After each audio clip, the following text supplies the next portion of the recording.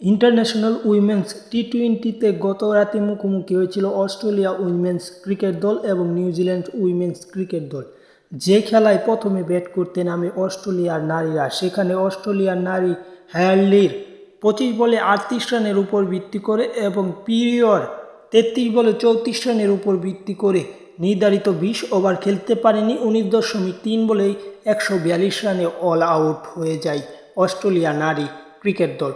পরবর্তীতে 143 রানের টার্গেটে ব্যাট করতে নামে নিউজিল্যান্ড উইমেন্স ক্রিকেট দল এবং নিউজিল্যান্ডের পক্ষে বেইস তিনি 34 বলে 34 রান করে এবং গ্রেন তিনি 18 বলে 21 রান করে এবং বাকিরা ব্যর্থ হয় বলা যায়। এবং তারপর অস্ট্রেলিয়ার নিয়ন্ত্রিত বোলিংয়ের মাধ্যমে ম্যাচটি সহজভাবে জয় পায় অস্ট্রেলিয়া।